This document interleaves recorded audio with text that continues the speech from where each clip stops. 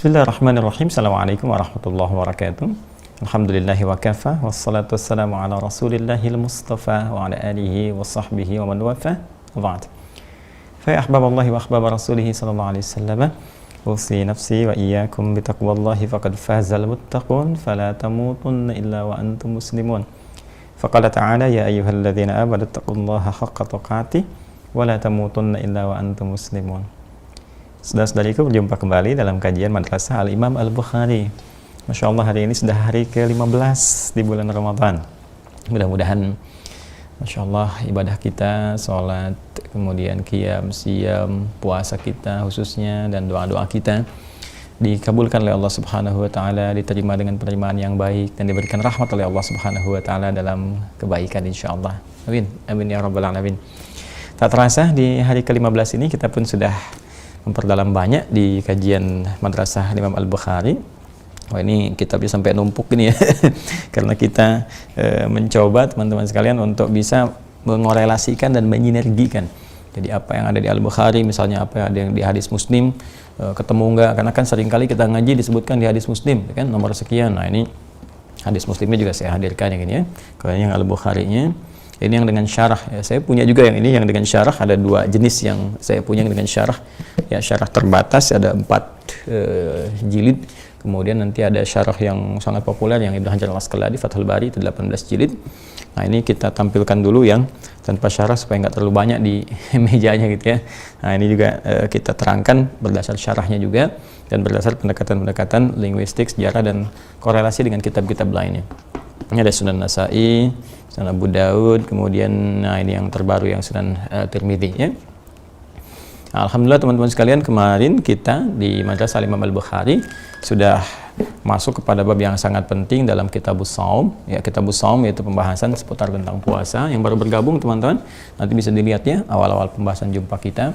Jadi Imam Al-Bukhari beliau menuliskan 97 tema besar diberi nama dengan kitab. Nah, kitab ke-30 ini yang ada di tangan saya sekarang ini. Saya bukakan ya di halaman 280. Nah, ini Kitabus Shaum yang ini ya. Nah, ini kitab ke-30, tema ke-30 dari 97 tema.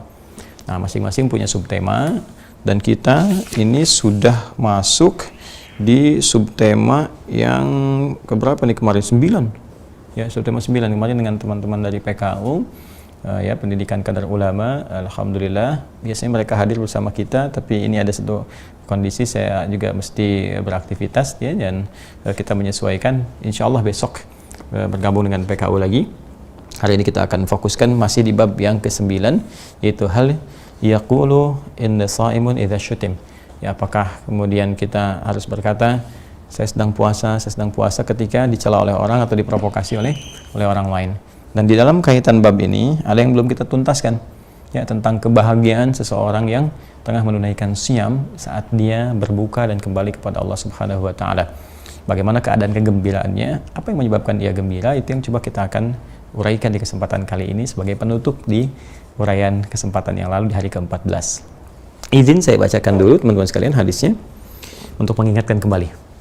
Bismillahirrahmanirrahim. Babun, satu topik ya, hadza bab, inilah satu topik yang terkait dengan pembahasan puasa. Hal yaqulu, apakah seseorang yang tengah berpuasa itu ya kemudian mesti berkata inni shaimun idza syutima, saya ini sungguh sedang puasa ketika ia mendapatkan perlakuan tidak menyenangkan. Ya, di sini bahasanya dicaci dan saya sudah pernah terangkan ya, di pertemuan yang lalu, atau diprovokasi. Nomor hadis 1904 ya di Kitabus Shaum nomor ke-14 di urutan awal sampai ke sini. Nomor hadis 1904. Qala haddatsana Ibrahim bin Musa akhbarana Hisham bin Yusuf an Ibn Jurayj qala akhbarani Atha an Abi Salih Az-Zayyat annahu sami'a Aba Hurairah radhiyallahu ta'ala anhu yaqul, ini sudah saya terangkan kemarin jadi tidak perlu saya uraikan lagi. Qala Rasulullah sallallahu alaihi wasallam, Rasulullah SAW pernah bersabda. Apa yang beliau sabdakan? Qala Allah azza wa jalla, Allah Subhanahu wa Ta'ala berfirman, derajatnya hadis qudsi dan sudah saya terangkan juga. Kullu amal ibni Adam lahu illa siyam. Semua amal perbuatan anak cucu Adam itu akan kembali kepada dirinya. Ya, kembali kepada dia, dicatat oleh malaikat, lalu kemudian disampaikan kepada Allah Subhanahu wa Ta'ala, dibuka dan dihisab di hari kiamat nanti untuk menjadi penentu apakah kebahagiaan yang ia raih dengan mendapat rahmat Allah, kemudian ke surga, ataukah nestapa yang ia dapatkan karena tidak serius atau mengingkari apa yang Allah perintahkan. illa siyam, kecuali puasa. Dari sekian amal itu ada yang khusus, yaitu puasa. Menggunakan kata siyam menunjuk pada puasa yang tidak sembarangan, bukan yang sia-sia, bukan yang seenaknya, tapi mengacu kepada aturan-aturan, ketentuan-ketentuan yang telah Allah tetapkan, Rasulullah kemudian jelaskan. Ini juga sudah saya uraikan dengan panjang lebar. Panjang kali lebar sama dengan luas, dan luas terbentang di bab-bab yang sebelumnya. Kan? Jika ia kerjakan dengan benar, fa innahu li, maka puasa yang ia tunaikan itu li, itu untukku. Maksudnya adalah Allah yang langsung menilai. Ya, interaksinya dengan Allah, Allah yang langsung menilai. Kalau Allah sudah memberikan penilaian, wa ana ajzi bihi, maka semua mutlak, ya, pemberiannya, apresiasinya, balasannya langsung dari Allah. Saya sering katakan, kalau yang amal lain itu standar baku, udah ada standarnya. Misalnya sholat tuh kan, sholat selesai kita tunaikan kalau sendirian, sekali sholat tuh kan itu 10. Semua amal itu 10. Quran surah ke-6 ayat 160.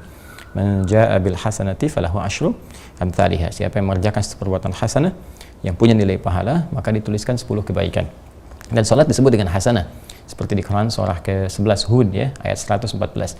Innal hasanati yudhibnas sayyiat.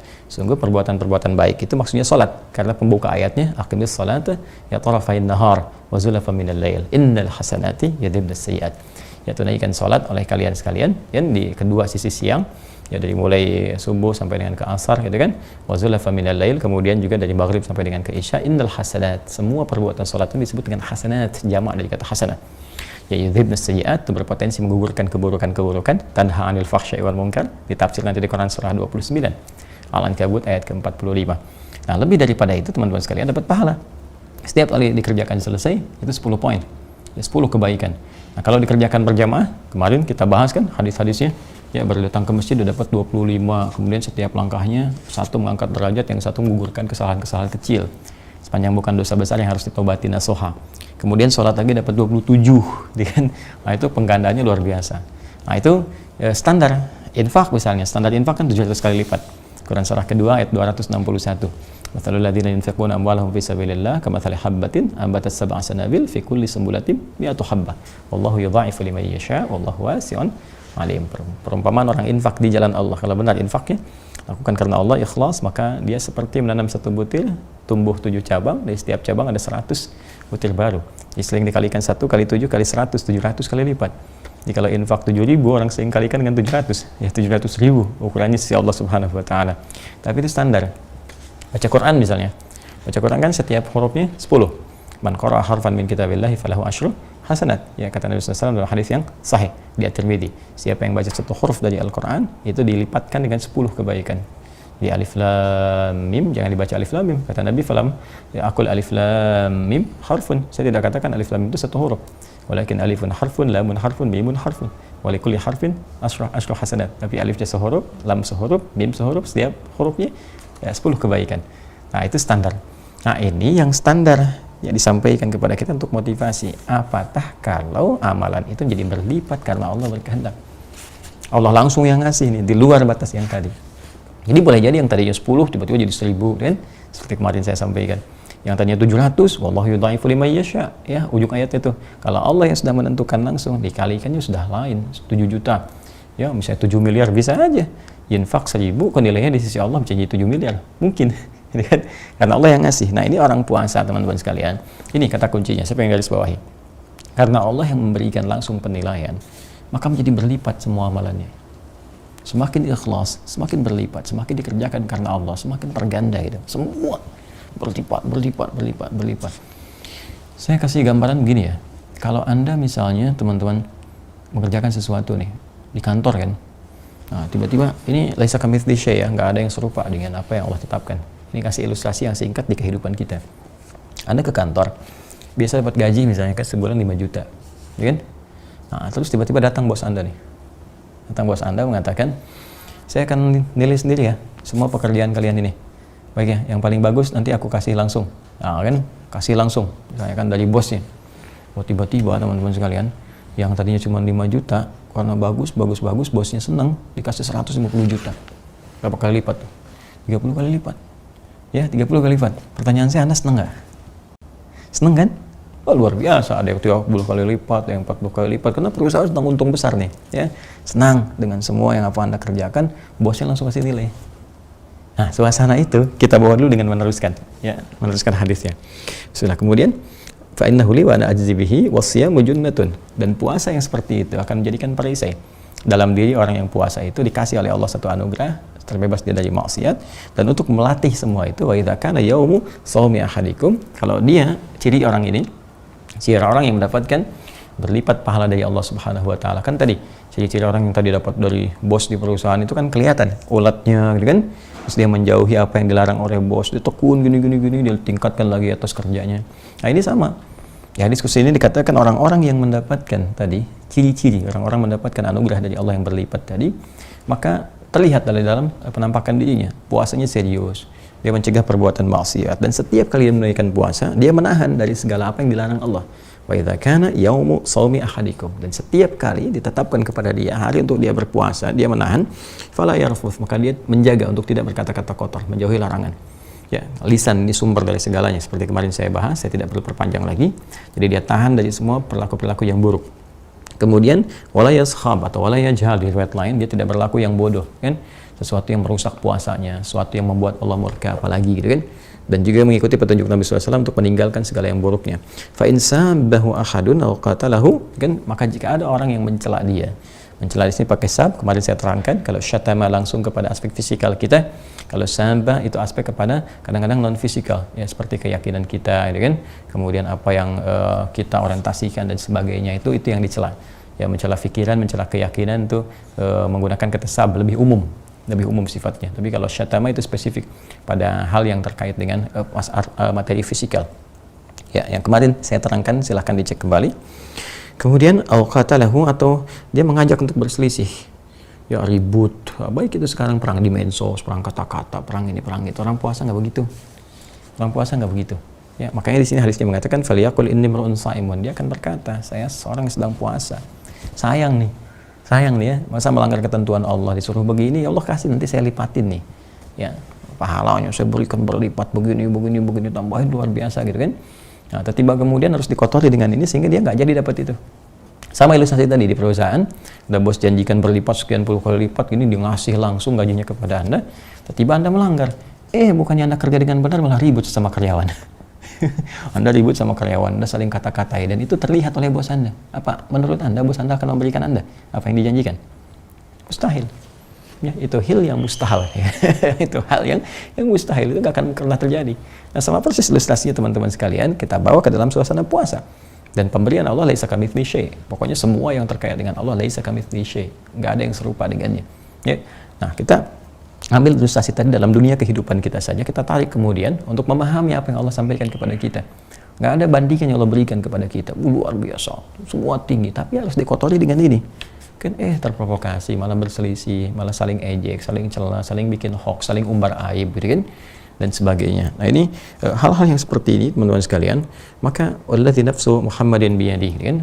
Nabi sampai bersumpah, kalau ada orang yang mampu menjaga diri dari semua yang tadi, berpuasa dengan baik, meningkatkan amal soleh. Jadi kalau salahnya udah ditekan, solehnya kan naik. Nah, maka yang seperti ini Allah berikan apresiasi. Perhatikan Nabi sampai bersumpah, wallazi nafsu Muhammadin biyadihi, demi jiwa Muhammad SAW yang berada di tangan Allah dalam genggamannya. Kuat sekali sumpahnya. Ya, la khulufu famis shaimi atyabu 'indallahi min rahil miski. Ya, maka pertama akan diberikan ciri di hari kiamat orang-orang seperti ini. Jadi ada tandanya. Kasih kisi-kisi. Ya, orang-orang yang seperti ini di hari kiamat teman-teman sekalian itu diberikan kemuliaan ya oleh Allah Subhanahu wa taala. Ada tandanya. Apa di antara tandanya? Tandanya adalah nampak bau semerbak wangi. Ya, di lisannya karena kebiasaan dia saat puasa tadi. Ya, jadi semerbak wanginya dalam konteks dunia sifatnya majasi, kiasan, yaitu wanginya, kata-katanya wangi dengan kebaikan. Nggak ada kotoran karena dilatih saat puasa. Maka terbiasa dia selama 11 bulan berikutnya, sebulan lagi dipertahankan lagi. Jadi kata-katanya mulia, nggak pernah celah orang, nggak pernah bikin hoax, nggak pernah menyakiti, nggak pernah macam-macam. Kata-katanya bagus ya kan? Itu kan wangi, orang senang. Seperti saya bilang kemarin, kadang dibikin status, kan kadang di-share dan sebagainya. Nah, di akhirat itu diwujudkan dalam bentuk wangi yang semerbak, yang sesungguhnya. Jadi ketahuan cirinya, ahli puasa, bicaranya wangi kemana-mana, kan? Dan sebelum dipanggil bab Rayyan yang sudah kita bahas, pintu orang-orang puasa, bab Rayyan. Nah, ini gambaran cirinya. Dan ada momen menggembirakan. Nah, apa momen menggembirakannya? Mari kita lihat, ya. Masya Allah, lisaimi farhatan. Nah, bagi orang yang puasa seperti tadi, dia bisa jaga ketentuan Allah, dia jaga ketentuan Rasulullah SAW, detailnya dia pelajari betul, dia amalkan, dia jauhi yang haram-haram dan sebagainya, maka dia akan punya dua kebahagiaan. Ini jaminan nih, jaminan langsung dari Nabi disampaikan lewat hadis qudsi. Artinya Allah menjamin melalui lisan Rasulullah SAW. Ada dua kebahagiaan. Pertama apa? Yafrahuhuma, dia akan berbahagia dalam dua keadaan itu. Satu, idza aftara. Ya, fariha, yaitu pertama saat dia tengah berbuka. Tiba waktunya. Jadi waktunya dia buka. Nah, ini wajar kan, teman-teman sekalian? Nah, sekarang gini, Anda kerja dengan maksimal, semuanya dikerjakan, dijanjikan tadi dilipatkan sekian puluh kali lipat ini dan sebagainya. Tiba kemudian waktu kerjanya jam 7 sampai jam 5 misalnya, ya kan? Nah, terus Anda sudah mengerjakan semua itu nih. Tiba kemudian ada tiba waktunya dia mau selesai. Ya, jangankan jam 5, mendekati jam 5 aja Anda sudah senang. Begitu jam 5 selesai, wah, Masya Allah, kan? Dah, tuntas nih, Anda bahagia, Anda bisa menunaikan tugas sesuai dengan yang diberikan pada Anda. Nah, maka orang puasa juga demikian. Begitu dia sampai, ya teman-teman kalian, kepada waktu dia akan berbuka, bahagia luar biasa. Kenapa? Karena apa yang dia telah kerjakan tadi, ya, itu telah tiba perhitungannya di sisi Allah Subhanahu wa Ta'ala. Itu setiap hari. Jadi sebetulnya orang puasa itu harusnya bahagia tiap hari. Gitu. Ya, puasa itu harusnya bahagia. Puasa itu bukan lemes, nunggu-nunggu buka, lihat jam lagi. Walaupun itu proses. Itu proses menuju kebahagiaan yang sejati. Itu proses. Nanti pada akhirnya akan naik, udah lupa dengan semua itu, menikmati ibadah. Ya, menikmati ibadah, apalagi dia paham dengan semua tadi. Oh, yang dia kerjakan, dia lakukan ini, lakukan itu, sampai dia kumpulkan semuanya. Ya, makanya nanti ada satu apresiasi yang tinggi itu ketika dia akan tiba pada saat buka puasa itu. Ada satu riwayat hadis yang menyampaikan motivasi kepada dia bahwa saat berbuka itu tibalah janji Allah untuk diberikan kepada dia. Ya, itu tetap pahala dia ditetapkan. Ya, pahala itu dalam konteks kehidupan akhirat kita disebut ajrun. Lahum ajrun ghairu mamnun. Nanti tetap itu sabat. Ya, sabatal ajru, tetap nih. Ya, kamu udah berusaha untuk begini, untuk begitu. Wah, itu kalau bonus dunianya tuh hilang. Hausnya udah mau hilang nih kan, dia bahagia, udah selesai semuanya gitu kan. Terus kemudian tenggorokannya akan mulai basah nih, udah mau minum karena udah selesai, nahan ini selesai, itu selesai, dan dia yakin ada dapat pahala sih Allah Subhanahu wa Ta'ala, kan? Maka ini ditafsir nanti di hadis yang lain. Kalau kita buka hadisnya Abu Daud, ya, sini hadis riwayat Abu Daud. Nah, ini di Kitabus Shiyam. Ini yang kitab saya, ya, yang ini teman-teman sekalian ya. Nah, di kitab ini di halaman 317, masih di Kitabus Shaum 317 bab 22 kalau saya nggak salah. Ya, Bismillah. Nah, ini dia, kita ketemu halaman 317. Nah, ini dia. Nah, nih, betul bab 22. Ya. Nah, ini bab 22 halaman 317 ini ya. Kitabnya yang ini ya, yang saya punya ini. Ya, yang belum ada syarah, kan? Nah, langsung hadis semuanya. Nah, ini yang bawah nih. Ya. Baik. Babul qauli 'indal iftar. Bab apa yang dibacakan, ya, apa yang dibacakan 'indal iftar ketika berbuka. Nah, ini dia. Kan tadi di hadisnya Al-Bukhari disampaikan kepada kita kan? Ya, ini teman-teman sekalian, lis-shaimi farhatani yafrahuhuma idza aftara. Fariha. Yang pertama adalah ketika dia berbuka, dia gembira. Ya, ketika dia berbuka dia gembira. Aftara yuftiru iftaran. Nah, kenapa dia gembira? Jadi aftara berbuka, yuftiru akan berbuka, iftaran saat buka. Ya kan? Nah, sifatnya keadaannya kata bendanya. Ini dia saat buka itu saat iftar. Nah, makanya iftar jima'i, ya, buka bersama, ya kan? Dan seterusnya. Nah, saking gembiranya dia berkata sesuatu. Apa yang dia katakan? Nah, yang dia katakan nih. Kalau ini ditafsir hadis dengan hadis lagi. Misalkan kita Quran dengan Quran, Quran dengan hadis, hadis dengan hadis. Ya, lihat sini. Bismillahirrahmanirrahim. Hadis di bab ke-22, babul qauli 'indal iftar, nomor hadis 2357. Qala haddatsana Abdullah bin Muhammad bin Yahya, Abu Muhammad haddatsana Ali bin Al-Hasan, akhbarani Al-Husain ibn Waqid haddatsana Marwan, yani ibn Salim Al-Muqaffa, qala ra'aitu ibn Umar yaqbidu 'ala lihyatihi fayaqta'u ma zada 'ala al-kaffi, wa qala kana Rasulullah sallallahu alaihi wasallam idza aftara qala. Ini riwayatnya dari Ibnu Umar, ya, radhiyallahu taala anhuma. Ibnu Umar Ibnu Al-Khattab radhiyallahu taala anhuma. Ya, jadi beliau meriwayatkan satu hadis dan beliau faqih, ahli fikih gitu kan. Satu kali beliau sedang menggenggam jenggotnya ya begini ya, ya kan. Nah, gitu kan. Lalu kemudian ketika seperti ini kan kadang-kadang ada yang rontok gitu kan, atau ada yang nempel di tangan atau apa. Nah, ini sambil dirapihkan oleh beliau, yang nempel di sini kemudian beliau kemudian sisihkan, ya, dirapihkan. Intinya sedang merapikan jenggotnya. Setelah itu beliau menyampaikan satu hadis dari Nabi SAW. Apa hadisnya? Ini dia. Karena Rasulullah SAW adalah kebiasaan Nabi SAW adalah Nabi SAW idza aftara, jika beliau berbuka, qala, beliau mengatakan, ini dia, dhahabal dhama'u wabtallatil uruqu wa thabatal ajru insyaallah. Yang tadi, ya kan? Dia berjuang dan sebagainya, kemudian dia merasa ini, alhamdulillah waktunya tiba nih. Wah, sekarang tenggorokan dah mulai basah, insyaallah gitu kan. Nah, kemudian dahaga juga akan mulai hilang. Lebih daripada itu, pahala yang Allah janjikan tadi insyaallah bisa diraih. Ya, kita punya keyakinan sebelum kita pulang, diperlihatkan itu semua. Nah, pahala tadi disebut dengan ajrun, ya kan? Thabata, telah ditetapkan. Maka di sini kita katakan dhahabal dhama'u, ya kan? Telah hilang nih dahaga itu. Telah hilang dahaga itu kan. Nah, jadi yang tadinya ini bisa dipahami dengan i'tibar mayakun. Jadi di ilmu balaghah itu begini, ada ungkapan kana tapi i'tibar mayakun. Diungkapkan dengan fi'il madhi tapi bentuknya mudhari'. Nah, ini banyak ini, ya. Nah, kalau kita belajar di ilmu balaghah nanti di ilmu bayan khususnya dalam hal penyampaian teman-teman sekalian, itu saking fasihnya Nabi itu diungkapkan dengan bahasa yang tinggi sekali. Nah, ini kalau orang misalnya hanya bahasa tekstual saja, nggak dia baca dengan pendekatan balaghahnya, dia baca dengan pendekatan ilmu sharaf saja, dia diartikan telah hilang haus itu berarti dia minum, ya kan? Dia minum dulu, telah hilang dahaga, wabtalatil uruq, tenggorokan basah, ya kan?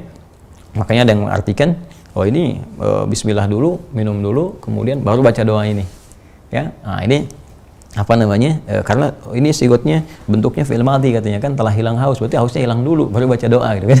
Seterusnya. Nah, itu kita hargai, nggak apa-apa. Tapi kalau saya lebih memahami ini dalam perspektif ilmu balaghah dengan tingkatan yang sangat tinggi. Jadi dhahaba di sini fi'il madhi tapi i'tibar ma yakun, pada sesuatu yang akan terjadi.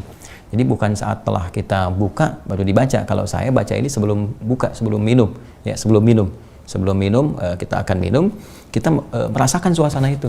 Makanya kan orang puasa itu jangankan saat minum, dengan adzan sudah bahagia. Allahu Akbar, Allahu Akbar, buka. Dia bagi anak-anak kecil kan. Nah, orang dewasa itu pemahamannya beda. Kalau anak kecil kan pengen makan, minum. Orang dewasa bukan itu. Orang dewasa ke hadis tadi. Alhamdulillah ya Allah, tuntas sudah saya bisa menegakkan perintah Allah Subhanahu wa taala. Ya Allah, alhamdulillah ada pahala yang langsung Allah berikan. Dan kita yakin itu. Ya, makanya insyaallah dzahaba akan hilang. Nah, itu fi'il madhi masuk ke mudhari. Nah, adzan berkumandang, sedangkan hilang haus nih, akan basah tenggorokan nih, dan akan ditetapkan. Makanya pahalanya nih ditetapkan, akan ditetapkan oleh Allah saat ini juga, kan? Dan nanti akan saya lihat di hari kiamat pahala yang telah Allah siapkan. Pengen rasanya, pengen cepat lihat, kan? Nah, ini banyak di Quran juga banyak. Inna fatahna laka fatham mubina. Kan di surah Al-Fatah itu surah ke-48, ya kan, itu fatah itu telah. Ya, fi'ilnya fi'il madhi, tapi maknanya mudhari. Ya, padahal saat ayat itu turun, Fatu Makkah belum terjadi. Inna fatahna, kami akan bukakan, sungguh kami akan tetapkan untukmu, ya, akan dibukakan untukmu Makkah, ya, dan dengan pembukaan yang dahsyat. Kenapa menggunakan bentuk fi'il madhi? Untuk memberikan motivasi, seakan-akan Makkah itu udah di tangan, sehingga ketika datang ke sana udah lebih semangat. Sama ini juga, kenapa menggunakan bentuk fi'il madhi di sini? Memberikan gambaran kepada kita seakan-akan pahala itu udah kita dapatkan dan kebahagiaan itu udah kita raih. Jadi orang puasa itu, teman-teman sekalian, baru dengar adzan aja, ya seakan-akan tenggorokan udah basah. Ya, seakan-akan udah enak gitu. Makanya ketika puasa, Allahu Akbar, tuntas. Kayaknya kan udah basah ya tenggorokan itu. Coba silakan, energinya akan beda. Orang puasa, dengar adzan, adzannya maghrib, bukan adzan duhur. Adzan duhur, langsung tergerak, langsung semangat. Ya, itu tandanya ada persoalan. Adzan maghrib, begitu adzan maghrib, dia senang seakan-akan tenggorokan basah. Nah, itu yang dimaksudkan di sini.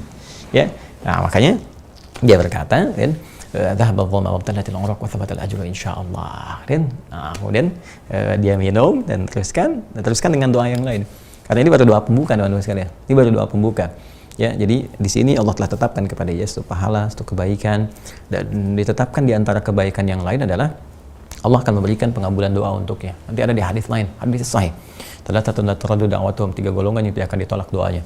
Ya, yang pertama adalah imamul adil, pemimpin yang adil. Pemimpin yang adil jangankan kebijakan, doanya dikabulkan oleh Allah Subhanahu wa taala. Kemudian yang kedua, lis-shaimi hatta yuftira. Seorang yang puasa sampai dia buka. Jadi buka itu puncak kita sebetulnya. Ya, kita mengerjakan segala hal apapun dan sebagainya, kita punya kebutuhan kita sampaikan kepada Allah, Allah kasih. Ya, sama dengan Anda punya asisten rumah tangga kerja luar biasa, Anda perintahkan jam 6 kerja, di jam 5 udah kerja. ya, kemudian dia maksimalkan semuanya, tiba-tiba dia datang kepada Anda, ya Pak, Ibu, saya ada kebutuhan sebetulnya, ini anak saya besok mau ujian belum bayar 1 juta. Menurut Anda punya kemampuan, Allah titipkan pada Anda lebih, nggak ada apa-apanya misalnya, bahkan bisa Anda kasih 2 juta, kan? Nah, ini sama persis saat sedang Anda dalam keadaan puasa, ya, Anda memohon kepada Allah, Nabi sampaikan kepada kita, itu saat-saat mustajab, dikabulkan doa. Makanya ini doa pembuka. Begitu Anda bahagia seperti ini, jangan lupa doanya, minta kepada Allah. Apakah pengen minta hafal Quran kah, kan? Pengen minta bisa dilancarkan kehidupan, pengen dapat husnul khatimah, pengen kembali pada Allah dalam kebaikan dan sebagainya. Jelas ya? Nah, makanya ada sebagian doa-doa lain juga yang disebutkan di sini, masih di Sunan Abu Daud, teman-teman sekalian. Hadisnya setelahnya lagi letaknya. Ini setelahnya nih. Ini ini yang tadi nih 2357, ya kan? Yang ini 2358. Cuman beda 1 garis nih, masih di bab yang sama malah. Ya. Babul qauli indal iftar, bab apa yang dikatakan saat sedang berbuka. Jadi di sini langsung urutannya. 2358-nya qala haddatsana Musaddad haddatsana Husyaim an Husain an Mu'adz bin Zuhrah annahu balaghahu anna an-nabiy sallallahu alaihi wasallam kana idza aftara qala Allahumma laka sumtu wa ala rizqika aftartu. Ya, ini Masya Allah. Ini ada tambahan di sini, walaupun status hadisnya ada yang mengatakan dhaif, tapi nanti kita bahas. Di sini disebutkan dhaif statusnya, tapi dhaif dari segi sanad. Ya, ingat, sanad, dan ini masuk afdoliyatul amal, keutamaan amalan. Nanti saya jelaskan dari segi fikih, teman-teman sekalian. Jadi urutannya begini, kalau dari segi fikih itu ada hadis-hadis, ya, fikih hadisnya. Kalau status hadis yang terkait dengan keutamaan amal yang tidak mengikat kepada pokok ibadah langsung, bukan hadis tentang sholat misalnya langsung, hadis tentang praktikal hajinya langsung, apalagi tentang akidah misalnya, tapi hadis ini terkait dengan keutamaan tambahan kehidupan amal saja, yang kalaupun misalnya ada dalil umum tidak spesifik hadisnya, kita katakan dengan bahasa kita, bahasa Indonesia, itu masih diperkenankan. Seperti apa doa itu kan diminta oleh Al-Quran, bahkan oleh Nabi, perbanyak doa. Terus kan tidak semua doa-doa yang kita akan panjatkan boleh jadi situasinya sama dengan orang lain, bahkan sama dengan di masa Nabi SAW. Ya, ini tadi malam ada seorang siswa datang ke saya minta doa supaya dia luluskan SMBPTN, ya, dulu UMPTN itu kan. Nah, di media sosial juga ada tuh yang minta-minta, saya pengen kesini, mohon didoakan dan sebagainya. Ya, zaman Nabi mana ada SMBPTN, Joni? Ya kan, zaman Nabi kan ujian kehidupan yang banyak. Ya, makanya pas ada anak mau sekolah besok ujian, ya aduh Pak, mohon maaf Pak, janganlah Pak. Kenapa? Udah banyak ujian kehidupan Pak, masa ujian lagi? Jadi dia berdoa, ya Allah, mohon aku ya Allah luluskan besok dalam ujian nasional ya Allah, gitu kan. Nah, ini kan nggak ada zaman Nabi. Tapi boleh nggak? Boleh. Dikabul nggak? Allah kabul kalau benar kita mau mintanya. Ya, karena kan ada ada kaidah dalam Al-Qur'an. Qul Allah wa Ar-Rahman, minta kepada Allah wa Rahman, atau kepada Ar-Rahman, atau idza sa'alaka ibadi anni fa inni qarib ujibu da'watad da'i. Ya, mohon kepada Allah, Allah akan jawab. Jadi apa sih dalam kehidupan kita? Dan kehidupan itu dinamis sifatnya. Makanya boleh kita berdoa. Orang Arab misalnya, Allahumma inni ya Allah, Allahumma najjihni ya Allah fi imtihanil watani, ya Allah luluskan aku dalam ujian nasional. Bisa kita minta dengan bahasa kita, kan? Ya Allah, mohon luluskan saya dalam ujian UMPTN besok, ya Allah, berikan nilai yang baik untuk saya, ya Allah, sekiranya dengan itu saya bisa beribadah kepadamu dengan ilmu yang kau titipkan kepada saya lewat kampus yang saya inginkan itu. Demikian cara mintanya, arahkan ke ibadah. Nah, ini sama persis kalau saya katakan begini misalnya, tadi kan doa pembuka, dhahabat dhoma dan sebagainya, kan? Dhahabat dhoma wa btalatil uraq wa thabatal ajr, insyaallah. Kemudian saya akan minta setelah itu, ya Allah, mohon berikan rezeki yang halal kepada hamba, ya Allah. Ya Allah, mohon ya Allah anugerahkan kemuliaan kepada hamba, ya Allah. Ya Allah, aku telah berpuasa untukmu seperti apa yang telah engkau mintakan. Kan tadi asyamuli kan? Ya, kata Allah, siam itu, puasa itu untukku. Kalau saya katakan saya telah puasa untukmu, ya Allah. Jadi kalau saya katakan untukmu berarti laka. Kalau li untuk saya, ya kan? Nah, kalau misalnya saya katakan dengan penuh kerendahan hati, ya Allah, nah itu ya, kita katakan, ya Allah, saya telah puasa untukmu seperti apa yang telah engkau perintahkan, ya Allah. Dan saya yakin dengan apa yang kau janjikan kepada saya, yang kau janjikan bahwa kau akan berikan pahala berlipat-lipat, kau janjikan akan kabulkan doa-doa, kau janjikan akan nilai dengan baik, ya Allah. Dan ya Allah, aku pun sekarang berbuka karena rezeki darimu, ya Allah. Ya, karena rezeki darimu, maka mohon berikan rahmatmu kepadaku, ya Allah. Anugerahkan kemuliaan kepadaku, ya Allah, kepada keluargaku, kepada teman-temanku, kepada kaum muslimin, ya Allah. Terima amal ibadah kami, ya Arhamar Rahimin. Boleh nggak? Boleh aja, ya kan? Terus Nabi mengatakan itu enggak? Ya enggak. Kenapa? Kan Nabi nggak bisa bahasa Indonesia. Tapi kalau kita Arabkan itu, maka kalimatnya berubah jadi Allahumma lakas sumtu wa bika amantu ala rizqika aftartu bi rahmatika ya Arhamar Rahimin. Makanya di bawah ini ada satu riwayat contoh kepada kita. Kalau udah baca dhahabat dhoma, jangan berhenti di situ. Nih ada contoh doa di bawahnya. Ya, contoh doanya apa? Yang tadi saya bacakan, Allahumma laka sumtu, ya kan? Wa ala rizkika aftartu. Allahumma laka sumtu wa ala rizkika aftartu. Ya, di contohnya yang di bawah ini.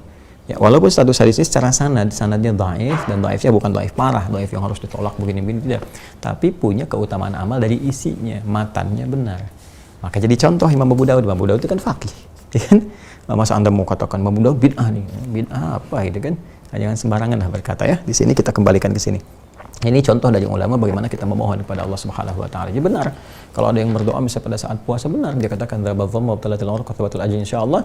Dia katakan, ya Allah, dia di hadis qudsi mengatakan siyamuli, kita katakan Allahumma laka sumtu, ya Allah kepadamu aku untuk mau puasa seperti apa yang telah Engkau perintahkan. Allahumma laka sumtu, ya. Kemudian wa bika amantu, dan aku yakin dengan apa yang telah Engkau janjikan kepadaku. Wa ala rizkika aftartu, dan aku sekarang puasa pun rezeki darimu ya Allah. Ya, birahmatika ya arhamar rahimin, dengan rahmatmu ya arhamar rahimin, yang maha pemberi rahmat. Rahmat itu kan puncaknya. Allah ngasih sayang rahmat, Allah ngasih ampunan rahmat, Allah ngasih keberkahan rahmat. Jadi kita minta rahmat, nggak minta banyak ya Allah karena waktunya singkat. Waktunya singkat ya Allah, mau minum dulu, waktunya singkat ya Allah, mau makan kurma dulu, waktunya singkat ya Allah, itu kan mau makan dulu ya, atau mau sholat maghrib, yang penting rahmatmu aja saya minta kan. Itu bahasa singkatnya. Jelas ya? Nah, jadi sebetulnya apa yang sering kali diperdebatkan di masyarakat, esensinya nggak dipahami. Jadi kalau kita ngerti esensi, teman-teman sekalian, justru akan diamalkan. Ya, akan diamalkan. Ya, jadi jangan berdebat pada sesuatu yang nggak dipahami. Itu namanya menunjukkan satu ketidaktahuan. Saya tidak mengatakan kebodohan ya. Ya, saya tidak mengatakan kebodohan. Saya mengatakan ketidaktahuan. Jangan berdebat pada sesuatu yang tidak dipahami. Ini menunjukkan satu hal yang tidak diketahui. Ya, menunjukkan ketidaktahuan kita, dan itu sesuatu yang parah. Ya, karena itu kita pahami esensinya, kita amalkan dalam kehidupan. Itu asalnya. Ya, saya sudah tunjukkan kepada Anda dalilnya, kitabnya saya tunjukkan juga yang mana, halamannya tunjukkan, kemudian nomornya disampaikan, pembahasan ulamanya jelas, ya kita ketahui. Dan hadis tadi sebetulnya di riwayat lain juga yang Allahumma laka sumtu itu ada yang menguatkan. Ya, ada ada yang mengatrol menjadi statusnya yang sahih, yang baik. Artinya apa? Artinya doa itu dianjurkan kepada kita untuk dibaca sekiranya nggak ada bacaan-bacaan lain yang kita hafalkan, maka itu sudah mencakup keseluruhannya. Jelas ya? Baik. Nah, kita kembalikan kepada yang tadi, teman-teman sekalian. Maka ada keadaan yang selanjutnya, yaitu wa idza laqiya rabbahu fariha bisamih. Dan jika dia berjumpa dengan Rabbnya, dengan Allah Subhanahu wa taala, maka dia punya kebahagiaan yang tinggi karena membawa puasa yang telah ia tunaikan. Ya jelaslah. Dia buka aja di dunia dia bahagia karena Allah Subhanahu wa taala tetapkan pahala untuk dia, terus dikasih rahmat, kasih ampunan, kasih ini, kasih itu, kasih ketenangan. Apalagi sekarang waktu pemberiannya tiba. Kayak gini lah, tadi yang saya ilustrasikan ya, dan laisa kamitslihi syai'. Anda kerja jam 5 sampai jam 7, mulai sekarang dilipat gandakan sampai 30 kali lipat, biasa dapat 5 juta, dapatnya 150 juta. 150 juta. Ya, Anda kerja jam 5 sampai jam berapa? Jam 3 sampai jam 7 sampai jam 5, 7 pagi sampai jam 5 sore. Pembagian hadiahnya misalnya ba'da maghrib. Pembagian hadiah apa? Ba'da maghrib. Maka Masya Allah jam 5 begitu selesai, senang Anda, Alhamdulillah ya Allah, tuntas pekerjaan saya ya Allah. Ini kan ya Allah, Alhamdulillah, bos nyuruh begini, saya kerjain, selesai. Tiba nunggu maghrib deh, nunggu dipanggil. Begitu tiba maghrib, selesai sholat maghrib, tibalah pemberian itu. Masya Allah, yang biasa dapat 5 juta, sekarang di tangan Anda 150 juta. Kebayang ya Allah. Ya Allah, Alhamdulillah, buat lebaran ya Allah, kan? Alhamdulillah, buat persiapan umrah, Alhamdulillah, kebayang semuanya. Dan itu di tangan Anda. Apalagi orang yang beriman, yang puasa, yang dia diyakinkan oleh Allah dengan hadis qudsi, dia yakin itu semua, tiba-tiba hari keyakinan itu tiba, diberikan di hadapan dia. Enggak terukir itu. Enggak terukir kebahagiaan dia selama ini tunaikan saat di dunia. Bertahun-tahun dia lakukan, sekarang tiba masanya pembalasan dalam konteks kebaikan yang dia dapatkan. Nah, ini teman-teman sekalian yang kita coba dapatkan, dan ini sudah kita bahas ini juga di hadis Muslim, hadis 1151. Ya, sudah kita dapatkan kemarin. Jadi seperti itulah teman-teman kita mengaji ya, dan memahami. Jadi ada kenikmatan dalam ibadah, semangat dalam penunaiannya, kan? Dan benar dalam kita punya landasan, dan objektif dalam penilaian, serta kita gembira riang ya dalam menunaikan setiap titah Allah Subhanahu wa taala. Saya kira itu yang saya sampaikan. Ya, mudah-mudahan bisa dipahami, mudah-mudahan bisa diamalkan dengan baik. Maafkan saya kalau ada yang kurang berkenan. Semoga Allah merahmati kita semua, mengampuni kita, dan menerima amal ibadah kita. Allahumma taqabbal minna innaka antas samiul alim wa tub 'alaina innaka antat tawwabur rahim. Allahumma ij'alna minas sha'imin, Allahumma ij'alna minas sha'imin, Allahumma ij'alna minas sha'imin. Tammim lana ya Allah nuqsanana ya Allah, tammim lana ya Allah ma qasirna ya arhamar rahimin. taqabbal minna qiyamana salawatina wa ruk'ana wa sujudana wa tammim taqsirana ya arhamar rahimin. Wa sallallahu ala sayyidina Muhammad wa ala alihi wa sahbihi ajma'in. Wa akhiru da'wana subhanakallahumma bihamdika asyhadu an la ilaha illa anta nastaghfiruka wa natubu ilaik. Walhamdulillahi rabbil alamin. Assalamualaikum warahmatullahi wabarakatuh.